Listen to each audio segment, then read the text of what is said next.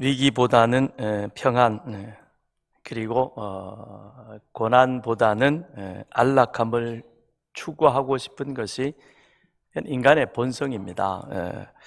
그래서 하나님께서 맡기신 사명의 자리보다는 내가 좀 더 편안히 머물 수 있는 안전지대를 찾으려고 하는 것, 또 그 속에 머물려고 하는 것이 그게 우리 어찌 보면 저나 여러분이나 다 함께 가지고 있는 바로 그런 모습일 것입니다.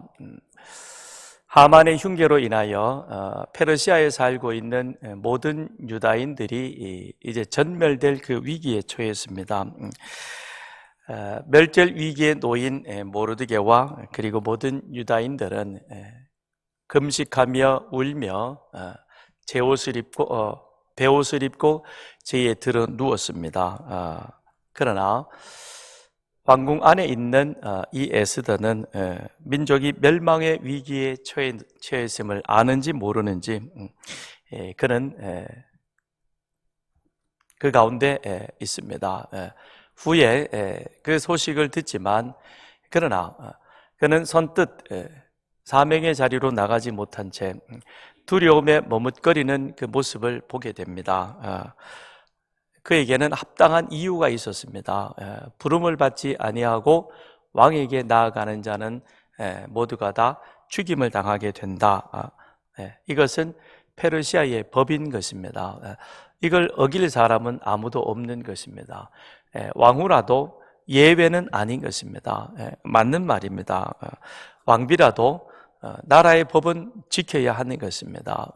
그러나 왕의 법을 지켜야 한다는 그 합법적 그런 이유의 테두리 안에서 이 에스더는 그에게 주어진 사명의 자리를, 사명의 삶을 망각하고 그리고 두려움 가운데 머뭇거리고 있는 그런 모습을 보게 되는 것입니다. 그런데 그런 에스더를 사명의 삶의 자리로 이끌어낸 것은 다름 아닌 바로 모르드게의 한마디였습니다. 오늘 본문 14절을 보면 이때 내가 만일 잠잠하여 말이 없으면 유다인은 다른 데로 말미암아 노임과 구원을 얻으려니와 너와 내 아버지 집은 멸망하리라. 내가 왕후의 자리를 얻은 것이 이 때를 위함이 아닌지 누가 알겠느냐. 모르드게의 이 말은 위기에 처한 이 백성은 하나님께서 반드시 당신의 백성들은 구원해 주신다. 내가 왕후의 자리를 얻은 그것은 하나님께서 너에게 이 사명을 감당하라고 준 사명의 삶의 자리인 것이다.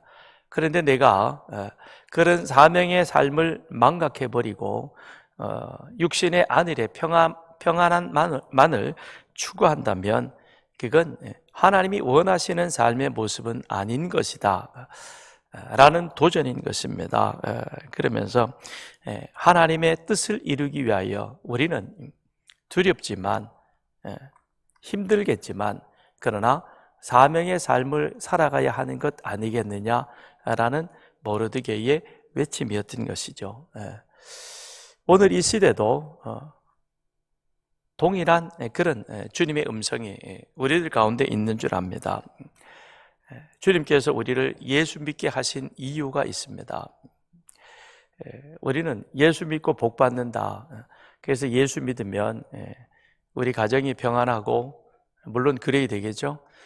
예수 믿으면 하는 사업도 잘 돼서 돈도 잘 벌고 그러면 더 좋겠지요. 그래서 우리는 그 범주에만 우리 신앙의 이 모든 것들을 묶어 놓습니다. 그래서 주일 성수 잘하고 말씀대로 11조하고 교회 봉사 힘들지만 그래도 하려고 하면 그러면 우리는 이 세상을 큰 문제 없이 평안하게 잘 사는 것이라 그렇게 살아야 된다라고만 생각을 하고 있습니다.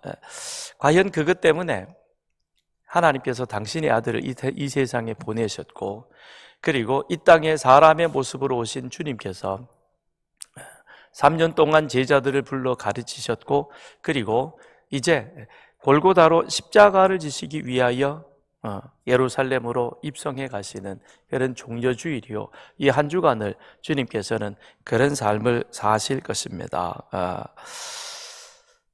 주님께서 우리를 예수 믿는 구원의 자리로 부른 것은, 그건 우리에게 주어진 사명의 자리가 있는 것입니다. 우리는 그 사실을 우리의 있는 그 자리에서 깨달아야 할 것입니다. 세상은 하만처럼 자기 영달을 위해서, 그리고 그것을 지키기 위해서는 수단 방법을 가리지 않습니다. 자신의 자리를 지키고 그리고 거기에서 더 높은 곳으로 올라가는 것, 그러기 위해서 자기의 욕심, 욕망을 이루기 위해서 다른 사람을 짓밟고 그리고 그를 끌어내리는 것을 우리는 성공의 공식으로 그렇게 생각을 하고 있습니다. 그러나 하나님은 우리로 하여금 하만의 성공 공식처럼 살아가는 자가 아니라 모르드게와 에스더처럼 사명의 삶을 살아가기를 원하셔서 우리를 예수 믿는 믿음의 자리로 불러주신 줄 믿습니다. 그렇게 사명의 삶을 살아가는 여러분과 저의 삶이 되기를 바랍니다. 자, 1절부터 3절을 보겠습니다.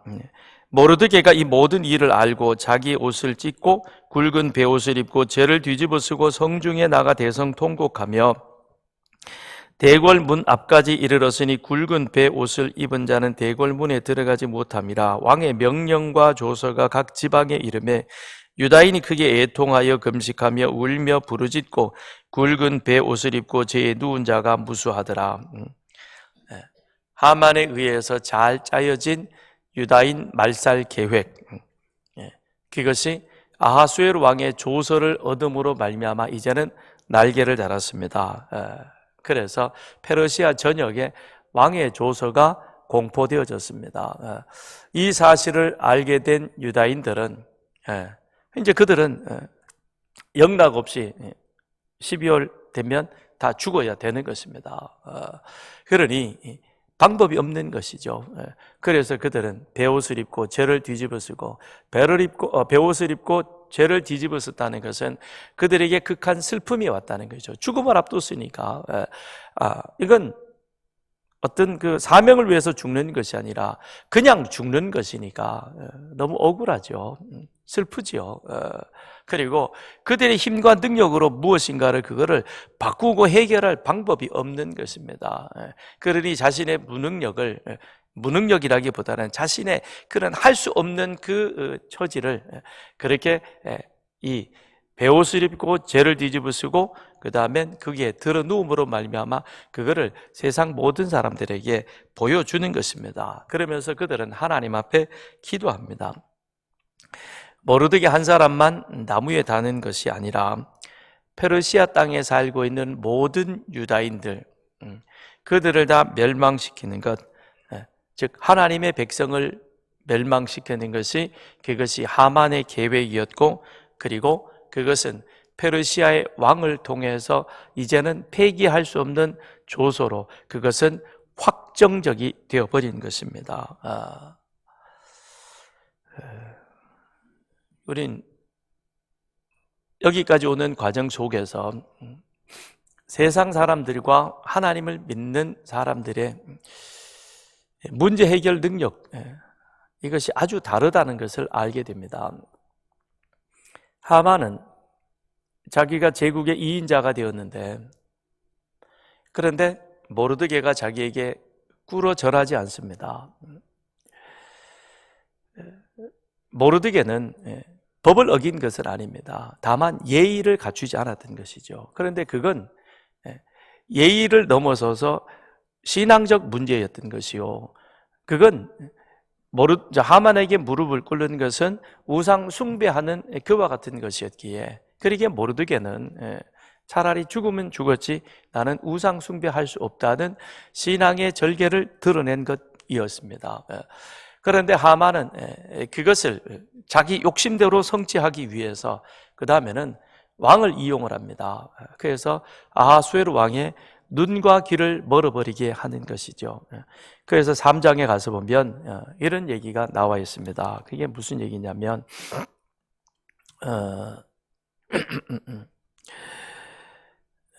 3장 9절에 가서 보면 하만이 아하수에로 왕에게 아뢰되 한 민족이 왕의 나라 각 지방 백성 중에 흩어져 거하는데 그 법률이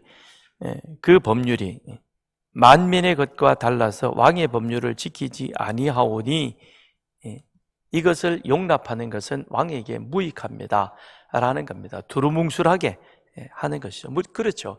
유대인들은 페르시아 땅에 살고는 있지만 그러나 그들은 우상 숭배하지 않는 겁니다. 그건 하나님을 유일한 하나님으로 알고 하나님을 경외하는 자로 살아가는 것이죠. 그런데 이걸 하만은 이용을 하는 겁니다. 이용을 해서 왕에게 뭐라고 얘기를 하냐면 이 땅에는 수많은 수다한 잡족 그 민족들이 흩어져 살고 있는데 그런데 이 민족들 가운데 한 민족은 자기들만의 법을 주장하면서 그러면서 그 법을 이용해서 이제 왕에게 반역과 그리고 개혁을 이루려고 그렇게 준비하고 있습니다라는 것입니다. 아주 묘한 것이죠.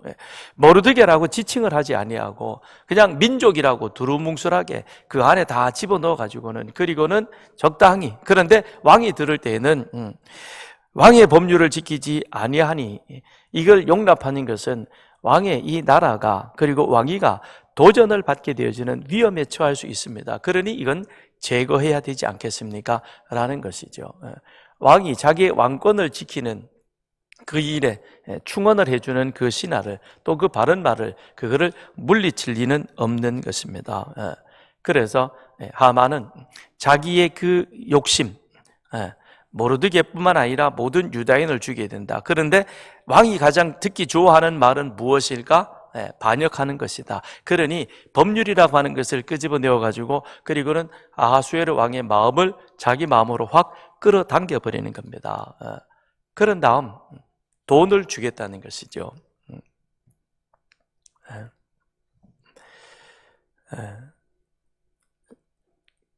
9절에 가서 보면 왕이 옳게 여긴 3장 9절입니다.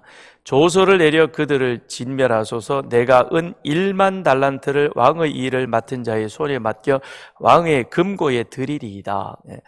은 1만 달란트는 당시 하만 그 당시에 페르시아 국고 세입의 약 30%에 해당되어지는 엄청난 금액입니다.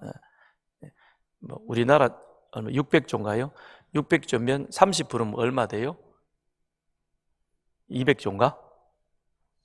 그 정도 되나요? 하여튼 엄청난 금액인 것이죠. 그 어마어마한 금액을 이걸 이 반역을 다스리는 일에 그리고 거기에 필요한 모든 경비를 사용하도록 하겠다는 겁니다. 대신 왕의 국고 재정에는 조금이라도 손해 가도록 하지 않겠다는 겁니다. 이거보다 더 좋은 일이 어디 있겠어요? 그렇지 않겠어요? 근데 이거 뒤집어서 생각해 보면 어떻게 했어요? 하만이 개인이 그만한 재산을 어떻게 가질 수 있었겠습니까? 얼마나 뒤로 부정축제를 많이 했겠어요? 그죠? 그렇지 않겠어요? 정상적인 방법으로는 그런 재산을 가질 수가 없는 겁니다. 그런데 당장에 왕이 들을 때는 이거는 그야말로 마음이 훅 뺏길 수밖에 없는 그런 좋은 이야기라는 것입니다. 거룩한 방파제 기도 운동이 우리 기독교를 중심으로 지금 이제 지난 주말에 어제 광화문에서 기도회를 하면서 전국적으로 기도 운동을 하고 있습니다. 거룩한 방파제 기도 운동은 다름 아닌 22대 들어와서 국회에서 차별금지법이 다시 발의가 됐는데요. 이번 차별금지법 속에 세 가지 아주 나쁜 것이 들어있습니다. 그게 무엇이냐면 종교의 자유를 침해하고 낙태를 허용하고 성평등이라는 이름으로 성별을 자기 마음대로 바꿀 수 있는 젠더 선택법입니다. 이것은 이 세 가지는 결국 하나로 얘기한다면 하나님의 창조 질서를 무너뜨리는 겁니다. 하나님의 하나님 되심을 왜곡시켜버리고 그리고 하나님을 부정하는 바로 그와 같은 아주 지금까지 발의된 법 중에서 가장 악법입니다. 그런데 그걸 소수평등법이라고 하는 그런 차별금지법이라고 하는 소수자 인권 보호라고 하는 그러니까 포장은 그럴듯하게 해놓았지만 그 안에 들어가서 보면 여러분 진리를 해가 동쪽에서 뜨는 것을 그거를 눈을 가리고 해는 동쪽에서 뜨는 게 아니라 우리나라 저쪽에서 뜬다라고 아무리 외친다고 해서 그게 바뀌어집니까? 하나님은 남자와 여자를 창조하셨습니다. 그래서 기독교에서 이 법은 안 된다. 차별 금지법 그것이 국회에 통과되지 않도록 거룩한 방파제 기도 운동을 하고 있습니다. 이건 정치가 아닌 것입니다. 여러분 이걸 정치로 오해하고 우리 목사님도 더불어민주당은 이렇게 반대하는가 보다 그런 말은 하지 마시길 바랍니다. 진리를 말하는 겁니다. 옳고 그름에 대해서 말하는 겁니다. 하나님이 진리이시요 하나님이 성경에 말씀하신 것이 그것이 옳음이요 우리 삶의 기준입니다. 지금까지 세상은 그와 같은 것이 기준이 되어서 움직여 왔습니다. 그러던 것이 19세기, 20세기 들어오면서 이런 젠더라든지 소수 인권자 법이라든지 이런 것들이 본물처럼 일어나면서 마지막 보루가 대한민국인 것입니다. 거기에 대해서 우리는 기도해야 하는 것이죠. 세상은 그런 것입니다. 포장은 그럴듯하게 했는데 그 안에는 들어가서 보면 하만이 그렇잖아요. 지금 아하수에로 왕의 마음을 빼앗아 가지고 조서를 반포하게 했던 그 근본적인 동기는 무엇이냐면 하나님을 대적하겠다는 겁니다. 하나님을 부정하겠다는 것입니다.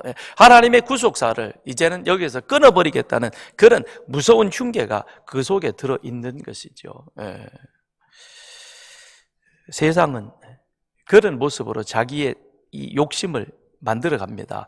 모함하고 뇌물 주고 그리고 상대가 듣기 좋아하는 그런 그럴듯한 말을 포장해가지고 상대를 권력을 내 편으로 끌어들여서 그래서 내가 원하는 것들을 만들어가는 것입니다. 그러나 하만에 의해서 보듯이 우리는 성경의 역사에서 보듯이 세계사에서 보듯이 이와 같은 것들은 결코 성공하지 못합니다. 오래가지 못합니다. 반드시 그것은 망할 수밖에 없는 것입니다. 그러나 모르드게는 어떻게 합니까? 그는 하나님의 앞에 자신의 모든 문제를 내어놓습니다. 그리고 하나님께서 당신의 백성을 보호해 주실 것에 대한 확신을 갖고 있는 것입니다. 그래서 그는 인간적인 방법을 의지하지 않습니다. 하나님 앞에 먼저 엎드립니다. 모르드게는 어찌 보면 하만보다도 더 좋은 권력의 줄을 가지고 있다고 말할 수 있을 것입니다. 나라의 왕후가 자기 사촌 동생입니다. 그리고 에스더와 모르드게의 관계는 사촌지간을 넘어서서 에스더에게 있어서 모르드게는 부모와 같은 존재인 것입니다.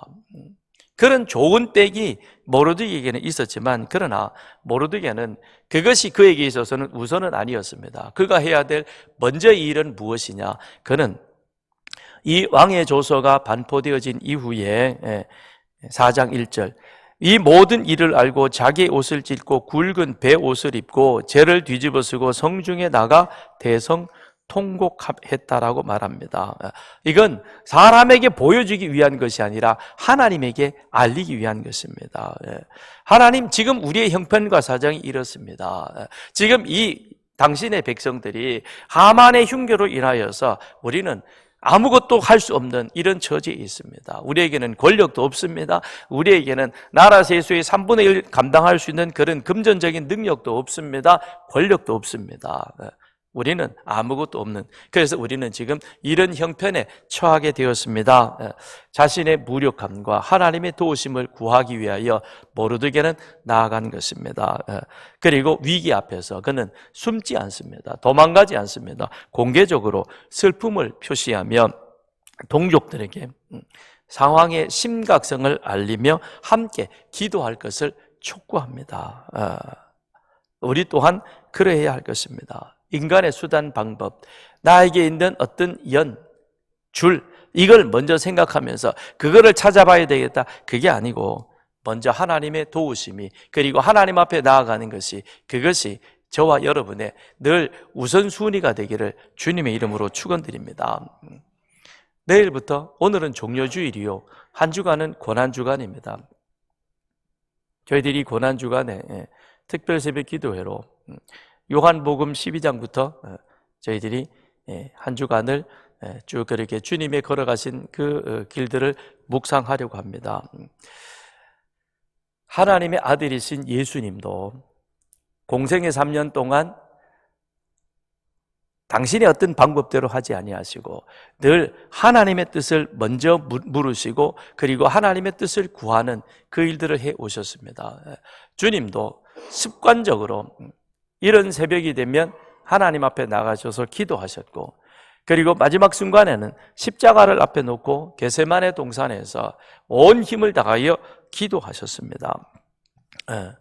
그걸 제자들에게 보여주셨고 또한 우리들에게도 그런 삶을 살기를 원하십니다. 그러므로 그리스도의 나라로 옮겨진 은혜를 입은 우리 또한 우리가 주님의 제자요 그리고 주님의 삶을 본받아 살아간다는 자라면, 그렇다면 이 한 주간도 우리는 기도하면서 주님이 어떤 말씀을 묵상하시며 어떤 삶을 살아갔는지를 그렇게 우리도 한번 되돌아볼 수 있는 그런 시간이 되기를 바랍니다. 그래서 조금이나마 우리가 사명의 삶이 무엇인가라고 하는 것을 다시 한번 이 한 주간 동안 깨달아갈 수 있는 그런 시간이 되기를 바랍니다. 4절로 5절 보겠습니다. 에스더의 시녀와 니시가 나와 전하니 왕후가 매우 근심하여 입을 의복을 모르드게에 보내어 그 굵은 배 옷을 벗기고자 하나 모르드게가 받지 아니하는지라. 에스더가 왕의 어명으로 자기에게 가까이 있는 니시 하닥을 불러 명령하여 모르드게에 가서 이것이 무슨 일이며 무엇 때문인가 알아보라 그랬습니다. 성 밖의 모르드게는 아주 절박한 상황으로 내몰리고 있는데, 그런데 성 안에 있는 에스더는 이 문제의 심각성을 전혀 모르는 것 같습니다. 야, 에스더도 이제 왕후 되더니 그러는구나. 그게 아니고 우선 상황적으로 보면 궁궐 안에 왕후의 자리에 있는 이 에스더에게 있어서 정치 문제는 사실 그 안에까지 그렇게 깊이 신속하게 전해지지는 않습니다. 더군다나 에스더는 지금까지 자신이 유다인임을 한 번도 드러내질 않았습니다. 그러니 같이 있는 사람들도 에스더의 종족이 누구인지에 대해서는 관심이 없습니다.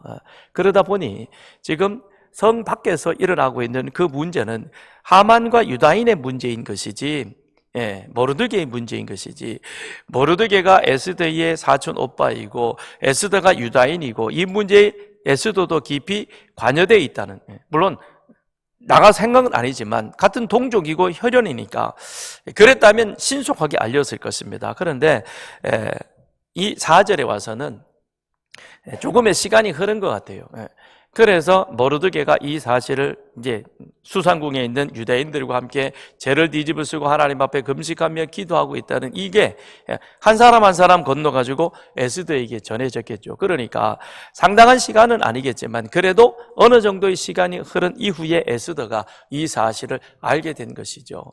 그리고는 굵은 베옷을 입고 죄를 뒤집어 쓰고 있다. 이건 문제가 심각한 것이죠. 그러니 에스더가 지금 오빠라고 얘기는 안 하지만 무슨 일이 있는지 빨리 너 가서 하닥을 통해서 알아보라고 그렇게 말합니다. 사람을 통해서 보낸 것이죠. 그랬더니 모르드게가 말합니다. 7절 8절 자기가 당한 모든 일과 하만이 유다인을 멸하려고 왕의 금궤에 바치기로 한 은혜 정확한 액수를 하닥에게 말하고 또 유다인을 진멸하라고 수산궁에서 내린 조서 초본을 하닥에게 주어 에스더에게 보여 알게 하고 그에게 부탁하여 왕에게 나아가서 그 앞에서 자기 민족을 위하여 간절히 구하라 하니, 모르드게는 에스더에게 아무 사정도 모르고 있으니까 아주 자세하게 하만이 어떤 이 일의 시작 발단은 어떠했으며, 그리고 그 일로 인하여 하만이 어떤 흉계를 꾸며가지고 왕의 조서를 얻어내었는지, 그 조서를 얻기까지 그가 왕의 마음을 움직이기 위해서 은 1만 달란트를 왕의 금고에 들인 일까지, 이 모든 것들을 상세하게 자세하게 그것을 하나하나 다 알려서 누구에게 줍니까?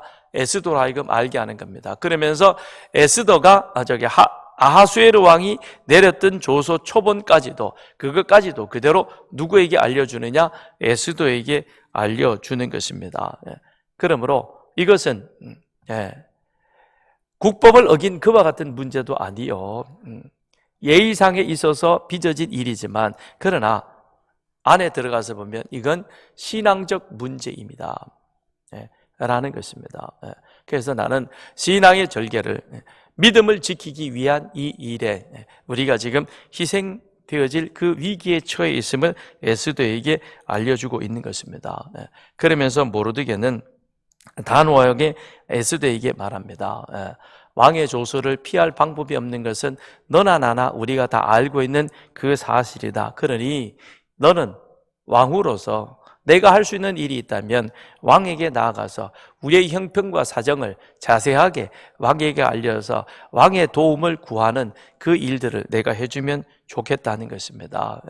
이건 인간적 방법을 모르드게가 에스더에게 요구하는 것이 아니라 14절에 있는 말씀, 하나님의 섭리하심을 그는 알고 있기 때문에 그러는 것이죠. 이때에 내가 만일 잠잠하여 말이 없으면 너는 왕후의 자리에 있는 것 아니냐.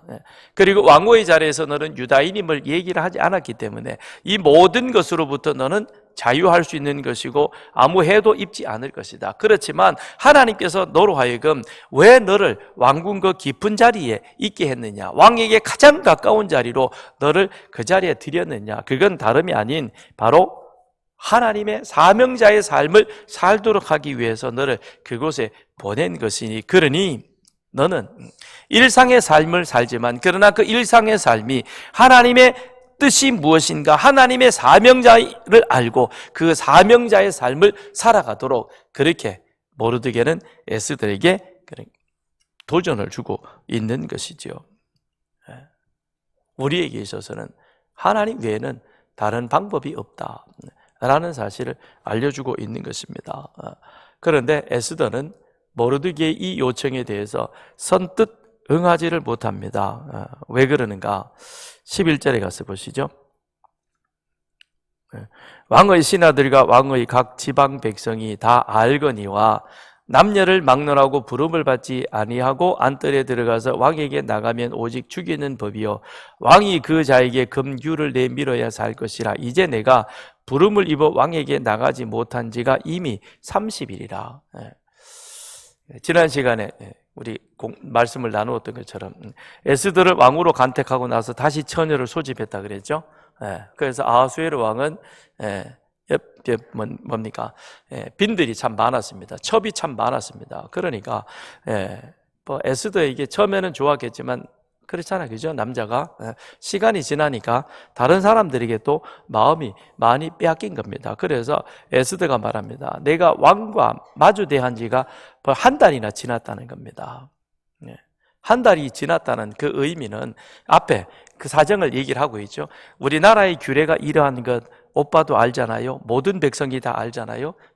근데 내가 왕 앞에 나가지 못한 지가 이미 그만큼 되었는데, 그런데 내가 어떻게 지금 왕에게 나가가지고 우리 민족의 사정을, 오빠의 형편을 그렇게 말할 수 있겠습니까? 이거는 내가 나가는 즉시 뭐가 되는 거예요? 죽는 거예요. 말하기 전에 나는 사라질 수도 있다는 겁니다. 그런 거예요. 그러니 에스더는 두려운 것이죠. 자기 민족이 지금 하만의 흉계 가운데 빠져 있다는, 그래서 몰살될 위기에 처했다는 것도 두렵지만, 그것도 참 안타까운 소식이지만, 그러나 자기에게 있어서는 부모와 같은 이 모르드게가 지금 그런 큰 위험에 처해 있는데, 자기는 나라의 법에 묶여서 그 법의 테두리 때문에 내가 왕에게 나가면 오빠에 대한 사정을 이야기도 하기 전에 죽을 수 있는 그런 두려움 때문에 이 에스더는 지금 머뭇거리고 있는 것이죠. 베드로가, 죄송합니다, 바울이 2차 선교하던 중에 에베소와 소아시아 지역을 갑니다. 그런데 아시아 지역을 선교하면서 바울에게 있어서는 참 힘들고 어려운 그런 순간이 많았습니다. 그래서 심지어는 돌에 맞아 죽을 뻔한 그런 상황까지도 가게 되었습니다. 그랬는데 후일에 와서 바울이 그때의 상황을 되돌아보면서 하는 말이 무엇이었냐면, 그때 나는 복음을 반대하고 나를 대적하는 자들로 인하여 그리하여 많은 고난과 환난을 겪어야 했었고 심지어는 죽을 위기 가운데 처하게 되었지만 그럼에도 불구하고 하나님께서는 그런 나를 버리지 아니하시고 끝까지 붙잡아 주셨다. 내가 마지막 순간에 죽음의 위기에 처했던 그 순간까지도 나는 삶을 포기하지 않고 사명자의 삶을 살아가기 위하여 그 사명을 생각했을 때 하나님께서는 나를 그 위험 가운데 건져주셨노라. 바울은 고린도 후서에서 그렇게 고백하고 있는 겁니다. 모르드게도 똑같은 고백을 지금 에스더에게 하고 있는 것입니다. 그것이 13절, 14절인 것이죠. 모르드게가 자신에게 보낸 하닥을 통해 다시금 에스더에게 말하기를 너는 왕궁에 있으니 모든 유다인 중에 홀로 목숨을 건지리라 생각하지 말라. 내가 만일 이때 잠잠하면 하나님은 다른 데로 얼마든지 하나님의 능력은 우리를 다른 어떤 것을 통해서 우리 자신을 구원할 수 있다. 그러나 너는 기억해라.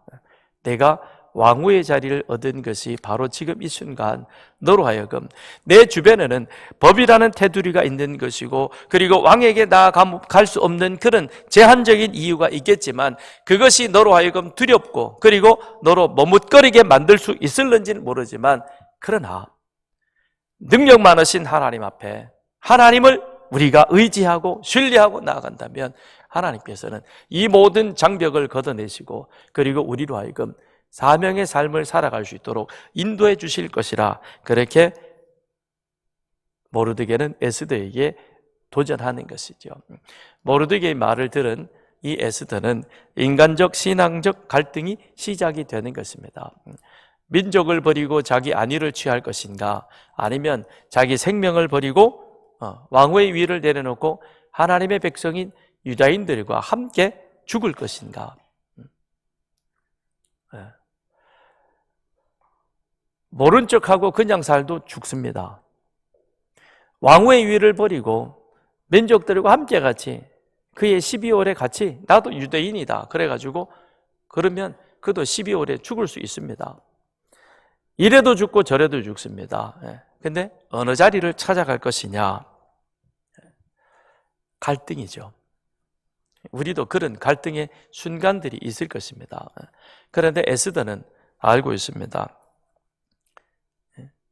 자신이 왕후가 된 것은 와스디가 왕명을 거역했기 때문인 것이다. 와스디 때문에 자기는 생각지도 않는 왕후가 되었습니다. 그런데 그 와스디의 사건이 지금 자신에게 와서는 자신의 신앙을 다시금 확인하는 시금석이 되었다는 것이죠. 우리에게 있어서는 언제나 그렇습니다. 위기의 순간이 한편 나에게 기회가 되어서 좋은 자리가 되긴 하겠지만 그런데 그 좋은 순간이 때로는 또 한편으로는 하나님께서 우리로 하여금 주신 사명을 던져놓으시고 이것을 할 것이냐 말 것이냐 갈 것이냐 말 것이냐 라는 그런 우리 믿음을 확인해보는 시금석이 될 수 있다는 것입니다. 그때 우리는 머뭇거리지 말고 사명자의 삶을 선택하며 나아가는 그런 저와 여러분 되기를 주님의 이름으로 축원드립니다. 표면적으로는 와스디가 왕명을 거역하고 그래서 왕후의 자리에서 내어 쫓긴 비운의 왕후였지만 그러나 그 배후에는 자기 백성을 구원하시려는 하나님의 거대한 섭리가 그 속에 있다는 것입니다. 이 사실을 모르드게는 압니다. 그리고 모르드게는 에스더도 그 사실을 알기를 원했던 것입니다. 그랬기에 이 왕후의 자리라는 것이 그것이 사람의 생각대로 왔다 가는 것이 아니라 하나님께서 그 일들을 그 가운데서 만들어 가신다. 그러니 너도 이 사실을 알았으면 좋겠다라고 그렇게 말합니다. 우리 삶에 일어나는 예상치 못하는 많은 상황과 심지어는 타인의 실수조차도 우리 하나님께서는 당신의 뜻을 이루어가는 섭리의 퍼즐로 그걸 만들어 간다는 사실입니다. 그러므로 우리가 늘 깨어서 하나님께 우리 주파수가 고정되어지고 하나님의 뜻에 우리 뜻이 늘 일치되어 간다면 우리에게 있어서는 위기도 그 다음에 평탄도 그건 그렇게 문제가 되어지지 않는 것입니다. 모든 것은 하나님 앞에서 사명의 삶으로 연결되어 나아가기 때문인 것입니다. 히브리서 11장에서 믿음으로 모세는 장성하여 바로의 공주의 아들이라 칭함받기를 거절하고 도리어 하나님의 백성과 함께 고난받기를 잠시 죄악의 낙을 누리는 것보다 더 좋아하고 그리스도를 위하여 받는 수모를 애굽의 모든 보화보다 더 큰 재물로 여겼으니 이는 상 주심을 바라봄이라. 결국 에스더도 같은 길을 가기로 결정한 것이죠. 그래서 에스더가 모르드게에게 화답합니다. 16절 같이 읽습니다. 시작. 당신은 가서 수산에 있는 유다인을 다 모으고 나를 위하여 금식하되 밤낮 3일을 먹지도 말고 마시지도 마소서. 나도 나의 시녀와 더불어 이렇게 금식한 후에 규례를 어기고 왕에게 나아가리니 죽으면 죽으리이다 하니라. 상황이 좋아져서 에스더가 그렇게 말하는 것 아닙니다. 여전히 상황은 그렇습니다. 아니 더 시간이 갈수록 해결할 시간은 점점 줄어드니까 더 위급해지는 것이죠. 사명의 길은 확실해서 가는 것이 아니라 하나님이 옳기에 하나님이 진리이시기에 우리는 그 길을 선택하고 나아가게 되는 줄 믿습니다. 그래서 에스더는 모르드게에게 나를 위해서 당신들도 함께 나와 같이 밤낮 3일을 먹지도 말고 같이 함께 기도하십시다. 사명의 삶의 시작은 기도인 것입니다. 기도는 우리로 하여금 사명의 삶을 살게 하는 출발점이며 동시에 완성점이기도 한 것입니다. 주님은 십자가를 앞에 놓고 그것이 인간적으로 너무 힘이 들고 정말 극도의 정신적 두려움까지 가져오기에 그러기에 베드로, 야고, 요한에게 말하기를 너희는 깨어 나와 함께 이 자리에서 깨어있어 기도해 줬으면 좋겠다. 그리고는 기도합니다. 나의 아버지 할 수 있으면 이 잔을 내게서 물리쳐 주십시오. 그러나 기도는 내 원대로 마옵시고 아버지의 뜻대로 하옵소서. 이 시간 우리 함께 기도하겠습니다. 기도하실 때 하나님 이번 고난주간을 통해서 나도 더 이상 일상의 삶을 살지만 그러나 내 육신의 안일과 평안을 위하여 세상 가운데 머뭇거리는 그와 같은 자가 아니라 신앙인으로 결단하여 사명의 삶을 살아갈 수 있는, 그래서 그렇게 결단할 수 있는 이 고난주간 그리고 특별 새벽 기도가 될 수 있도록 주님 나를 인도해 주옵소서. 같이 기도하겠습니다.